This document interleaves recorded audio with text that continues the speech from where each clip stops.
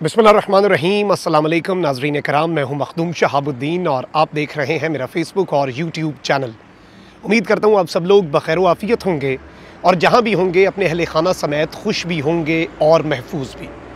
नाज़रीन कराम, आसिफ अली ज़रदारी की जानिब से पाकिस्तान की अफवाज के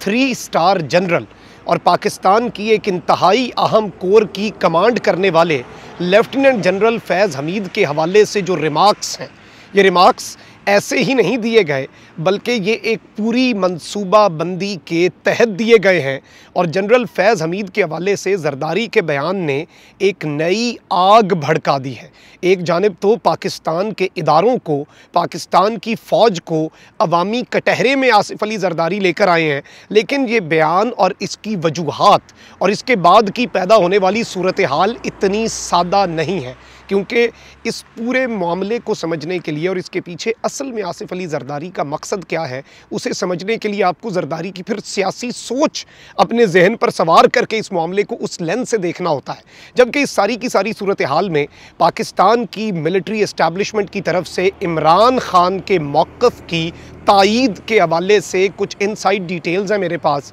कि इस वक्त रावलपिंडी क्यों इमरान खान का मुतालबा मानने पर तैयार हो चुका है। और सियासी अगर हम बात करें कि सियासी जो इस वक्त प्लेयर्स हैं, उनमें कौन कौन इस वक्त इस बात के ऊपर राज़ी हो चुका है, जबकि असल रुकावट कौन है। और एक कॉन्फ्रेंस कॉल के हवाले से मुझे मेरे अंदरूनी ज़राए ने कुछ बातें बताई हैं, और ये कॉन्फ्रेंस कॉल 3 सियासी बड़ों के दरमियान हुई है, और इस सब में पाकिस्तान की मिलिट्री एस्टैब्लिशमेंट ने सबसे बड़ा मुतालबा इमरान खान का मानने का ऐलान कर दिया है। नाज़रीन इकराम, इस वक्त अगर हम सूरत हाल को देखें तो आसिफ अली ज़रदारी ने एक तीर से 2 शिकार करने का फ़ैसला किया और अपनी प्रेस कॉन्फ्रेंस के एंड पर इस तरह से जनरल फैज़ हमीद के हवाले से बात की कि उन्हें तो खुड्डे लाइन लगा दिया गया। क्या पाकिस्तान की अफ़गान बॉर्डर को संभालने और उसे महफूज बनाने वाली कोर, क्या पाकिस्तान के एक 3 स्टार जनरल जो कि सर्विंग जनरल हैं और एक इंतहाई अहम कोर की कमांड कर रहे हैं,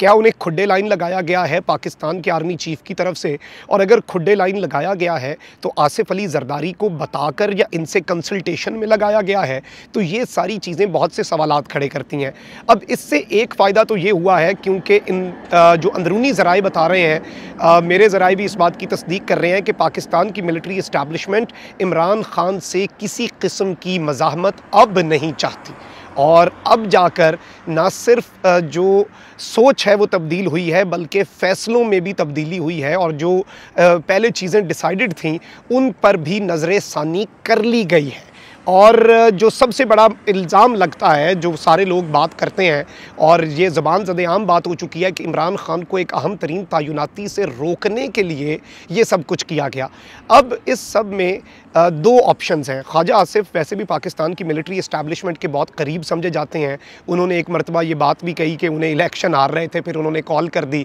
और इस तरह की चीज़ें भी उनसे मंसूबा हैं। वज़ीर दिफ़ा भी हैं, ऑब्वियसली मिलिट्री लीडरशिप से बतौर वज़ीर दिफ़ा उनकी क्लोजनेस और उनका राब्ता ज़रूरी भी है। अब ख्वाजा आसिफ ने जो BBC को इंटरव्यू दिया है उसमें बड़े इशारे मिले हैं, और ये अब उस चीज़ की तस्दीक कर रहे हैं जो हमारे ज़राए हमें बता रहे हैं कि पाकिस्तान की जो मिलिट्री एस्टैब्लिशमेंट है वो इस बात पर राज़ी है कि सितंबर के अंदर पाकिस्तान के अंदर इलेक्शंस करवा लिए जाएं। यानी कि जो शख्स फ्रेश मैंडेट लेकर आता है वो अक्टूबर तक अपनी हुकूमत बनाए, और नवंबर 29 को जब chief of the army staff general Qamar Javed Bajwa अपनी मुद्दत पूरी करें तो वो असल में हकदार हो पाकिस्तान में सबसे एक तरह से ताकतवर तरीन ओहदा ही है आर्मी चीफ़ का, उस ओहदे पर तैनाती के। तो ये इस वक्त एक बड़ी अहम और इम्पॉर्टेंट डेवलपमेंट के तौर पर चीज़ सामने आई है। और इस सब में ख्वाजा आसिफ की ये स्टेटमेंट कि हो सकता है उस टाइम पे निगरान हुकूमत हो, और हो सकता है उस वक्त तक एक नई हुकूमत आ चुकी हो और वो तैनाती करे। फिर BBC की एंकर ने एक और बात पूछी कि चले मान लेते हैं उस वक्त आप इलेक्शन जीत के फिर शहबाज शरीफ आते हैं।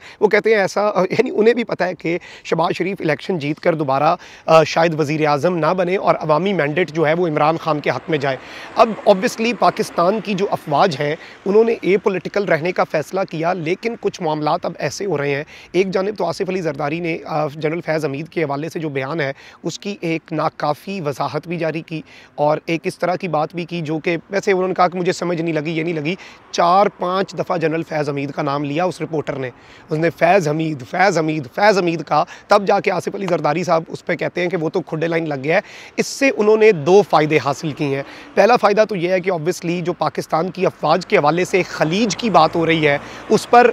उन्होंने लब कुशाई करके उस एक रूमर को मज़ीद तक़वियत देने की इनडायरेक्टली कोशिश की और बाद में वो तैयार थे कि मैं इसकी तरदीद भी कर दूँगा और इससे मैं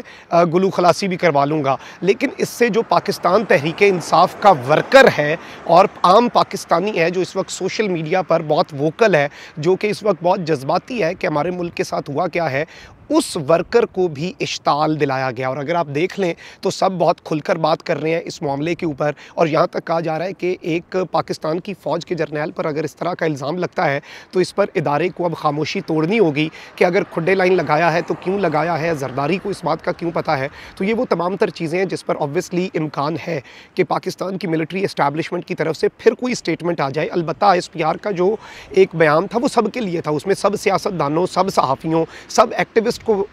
एकदम तनबीह की गई, लेकिन मरियम फिर भी स्टेटमेंट्स देने से बाज नहीं आई और शहबाज शरीफ ने कह दिया आप सीरियस ना लें। अब आसिफ अली ज़रदारी ने भी फैज़, ये लफ्ज़ इसलिए इम्पॉर्टेंट है क्योंकि उन्हें लग रहा है कि जो PTI का वर्कर है वो जनरल फैज़ हमीद से बहुत ज़्यादा एसोसिएट कर पा रहा है और इस सब में उन्होंने इश्ताल दिलाने की कोशिश की और वो जो नैरेटिव इस वक्त दम तोड़ रहा था खान साहब की क्लैरिफिकेशंस के बाद, खान साहब के जेलम के जलसे के बाद, जिसमें उन्होंने कहा कि मीर जाफ़र शहबाज शरीफ है, मीर जाफ़र को गद्दारी के बाद उधर का गवर्नर लगाया गया था, तो जो ओहदे पर आता है वो मीर जाफ़र होता है। और पाकिस्तान की मिलिट्री के हवाले से इमरान खान ने सब कुछ वाज़े कर दिया, हुज्जत जिसे आप कहते हैं वो तमाम कर दी और बताया कि असल में पाकिस्तान की फ़ौज का दुश्मन कौन है और ये बताया कि पाकिस्तान के दुश्मन 2 चीज़ों को कमज़ोर करना चाहते हैं और 2 एंटिटीज़ ऐसी हैं जिनके ख़िलाफ़ हैं, एक पाकिस्तान की फ़ौज और दूसरा इमरान खान, क्योंकि उन्हें पता है कि ये दोनों पाकिस्तान के खैर खां हैं। अब इस सारे मामले में दुश्मन ने तो बहुत कुछ अचीव कर लिया और इस सब में जो ये सारी पार्टियां जो कि फ़ौज मुखालिफ थीं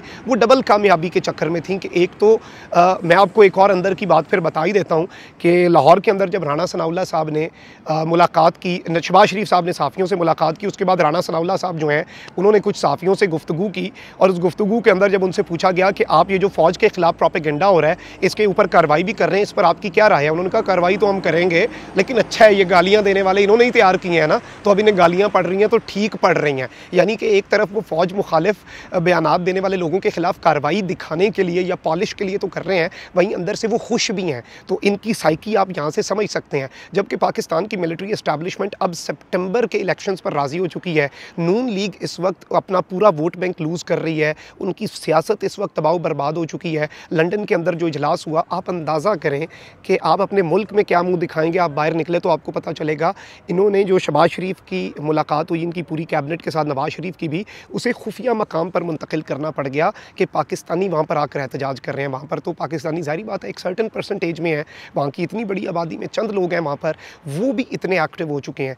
तो आप अंदाज़ा ख़ुद इस बात से कर सकते हैं कि ये लोग किस कदर परेशान हैं। बिलावल को तो किसी ने सऊदी अरब के दौरे के दौरान कोई नारे नहीं लगाए, यानी सारी लान तान तोपों का रुख इनकी तरफ है। अब ज़रदारी ज़ाहिर बात है अपने पॉलिटिकल गेंस की तरफ है और मेरी इत्तलात के मुताबिक एक कॉन्फ्रेंस कॉल हुई है काफ़ी तवील और आप कह सकते हैं कि बहुत ज़्यादा देर तक जारी रही, चंद घंटों की ये कॉन्फ्रेंस कॉल थी जो नवाज़ शरीफ, आसिफ अली ज़रदारी और इसमें जो तीसरा स्टेक होल्डर था पॉलिटिकल वो मौलाना फजलुर रहमान थे। और इसमें मौलाना भी किसी हद तक इस बात पर आ रहे हैं, ऑब्वियसली उनका इतना बड़ा स्टेक तो नहीं है और मौलाना को सदारत तो मिल नहीं रही जो उन्होंने मज़े लेने थे सदर मुमलिकत बनने के, तो मौलाना भी फिर वो ये कह रहे हैं चलो ठीक है फिर इलेक्शन ही कर लेते हैं, कौन सा हमें कोई इतना ज़्यादा वो मज़ा जो वो सोच रहे थे कि इतनी लंबी मेरी स्ट्रगल, सारे बंदे मैं लाता हूँ मदरसे के, वरना तो इनके जलसों में बंदे कोई नहीं आते। तो ये सारा का सारा मामला इस वक्त इस तरह से बन चुका है। लेकिन आसिफ अली ज़रदारी का जनरल फैज़ के हवाले से बयान बिलाशुबा इश्ताल दिलाने और पाकिस्तान तहरीक इंसाफ और पाकिस्तान की मिलिट्री इस्टेब्लिशमेंट के दरमियान खलीज गहरी करने और जो मामलात अब मज़ाहमत से मफाहमत की तरफ आ रहे थे और जो मामलात एक